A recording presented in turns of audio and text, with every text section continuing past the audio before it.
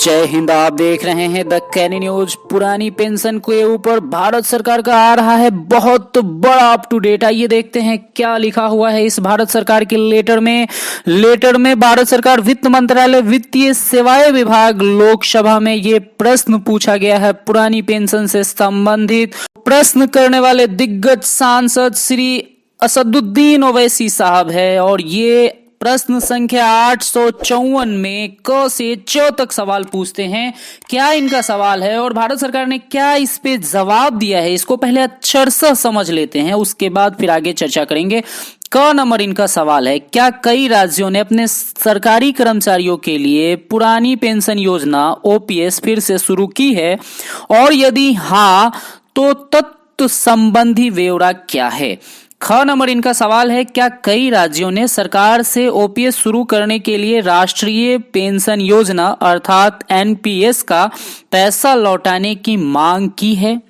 ग नंबर सवाल इनका है, यदि हाँ तो तत्संबंधी ब्यौरा क्या है और इस पे सरकार की क्या प्रतिक्रिया है।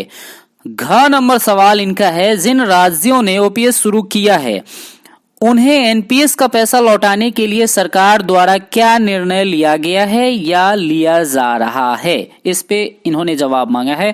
और सबसे महत्वपूर्ण सवाल अंग नंबर, क्या सरकार का निकट भविष्य में ओपीएस ओल्ड पेंशन स्कीम वापस शुरू करने का विचार है और यदि हाँ तो तत्संबंधी ब्यौरा क्या है। जिसका उत्तर वित्त मंत्रालय में राज्य मंत्री डॉक्टर भागवत कराड़ जी ने दिया है। क से च तक इकट्ठे आंसर दिए हैं, देख लेते हैं क्या कह रहे हैं ये। राजस्थान, छत्तीसगढ़ और झारखंड की राज्य सरकार ने अपने राज्य सरकार के कर्मचारियों के लिए पुरानी पेंशन प्रणाली ओपीएस पुनः प्रारंभ करने के अपने निर्णय के बारे में केंद्र सरकार पेंशन निधि विनियामक और विकास प्राधिकरण अर्थात पीएफआरडीए को सूचित किया है।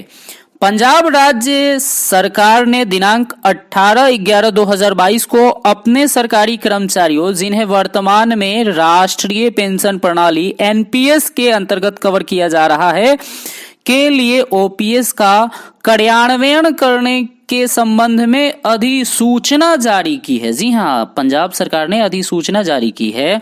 साथ ही साथ यहाँ पे कहा जा रहा है कि राजस्थान, छत्तीसगढ़ और झारखंड की राज्य सरकारों ने संबंधित राज्य सरकारों के एनपीएस के अधीन अभिदाताओं के संचित कॉर्पस को वापस करने के लिए केंद्र सरकार अर्थात पीएफआरडीए के प्रस्ताव भेजा है। ऐसा कोई प्रस्ताव पंजाब राज्य सरकार से प्राप्त नहीं हुआ है। उसके अलावा यहाँ पे कहा जा रहा है कि राजस्थान, छत्तीसगढ़ और झारखंड की राज्य सरकारों के प्रस्ताव के प्रति उत्तर में पीएफआरडीए ने संबंधित राज्य सरकारों को यह सूचित किया है कि पीएफआरडीए यानी कि राष्ट्रीय पेंशन प्रणाली के अंतर्गत निकासी और आहरण नियम जो है 2015 के साथ पठित पेंशन निधि विनियामक और विकास प्राधिकरण अधिनियम 2013 के अंतर्गत और समय समय पे यथा संशोधित अन्य प्रासंगिक विनियमों जिसके तहत निधियां जो पहले से एनपीएस के पक्ष में सरकारी अंशदान और कर्मचारी के अंशदान दोनों के रूप में उपचय ब्याज सहित जमा है उसे राज्य सरकार को लौटाने जाने और उसे वापस जमा कराए जाने का कोई प्रावधान नहीं है। इस पे चर्चा करेंगे, लेकिन जो सबसे महत्वपूर्ण सवाल जिस पे जवाब दिया गया है वित्त राज्य मंत्री के द्वारा कि भारत सरकार के पास पुरानी पेंशन प्रणाली बहाली का कोई प्रस्ताव विचाराधीन नहीं है। जी हां, ये जितने भी केंद्रीय कर्मचारी हैं उनके लिए बहुत बड़ा झटका एक तरह से आप कह सकते हैं। यानी कि जितने भी संगठन जो राष्ट्रीय स्तर पे पुरानी पेंशन बहाली हेतु लड़ रहे हैं उनको और जोर शोर से लड़ना पड़ेगा, क्योंकि सरकार ने यह स्पष्ट किया है कि उनके समक्ष कोई भी पुरानी पेंशन बहाली को लेकर कोई मुद्दा विचाराधीन नहीं है। तो एक बात यहाँ पे स्पष्ट हो जाता है, यदि कर्मचारी वास्तव में पुरानी पेंशन चाहते हैं या पेंशन से संबंधित जो संगठन है वो अपने कर्मचारियों को पेंशन दिलाना चाहते हैं तो उनके सामने सिर्फ और सिर्फ एक विकल्प है, वो है दमदार स्ट्रगल का विकल्प।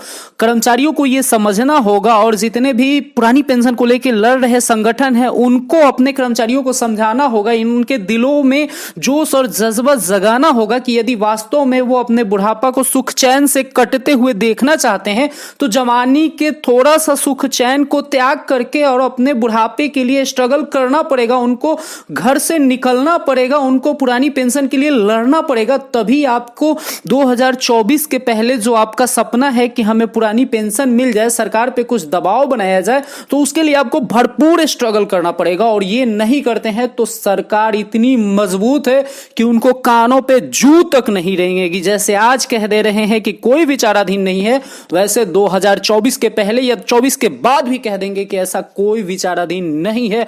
मजबूत सरकार है, सबसे मजबूत इतिहास का सरकार है। इसके खिलाफ अगर लड़ना है आपको तो कितनी मजबूती से लड़नी होगी, इसकी कल्पना आप खुद कर सकते हैं। देखिए, एक चीज मैं बहुत प्यार से, बहुत धीरे से समझाने की कोशिश करना चाहता हूं आपको कि जो एनपीएस के पैसे रिटर्न करने की बात कही गई है, राज्य सरकार ने भी चिट्ठी लिखा है कि जो कर्मचारी का एनपीएस अकाउंट में जमा है, कर्मचारी का जो कट के और जो सरकार ने उस पे अंशदान किया है और उसका जो ब्याज वगैरह जमा है वो लौटा दे।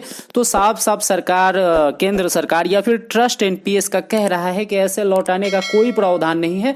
तो मेरे समझ से ये मुद्दा तो होना ही नहीं चाहिए। नहीं भी लौटा रहा है तो कोई बात नहीं, आप सिर्फ एक ही डिमांड कीजिए कि हमें कोई बात नहीं, वो पैसा कहीं जाए उससे हमें मतलब नहीं है, हमें तो बस पुरानी पेंशन चाहिए। और आगे चल के किसी हमारे संगठन के द्वारा कोई भी जो पुरानी पेंशन का संगठन लड़ रहा है, अगर आपको केंद्र सरकार के किसी मिशनरी से आपको वार्तालाप हो और वो भी ये मुद्दा रखते हैं कि आपका एनपीएस पैसा नहीं मिलेगा, आपको ओपीएस दे देते हैं, तो उनको तुरंत एक्सेप्ट करना चाहिए ये बात कि हमें एनपीएस का कोई पैसा नहीं चाहिए, बस हमें आप ओपीएस दे दो, ओपीएस दे दो, ओपीएस दे दो, ये मुद्दा होना चाहिए।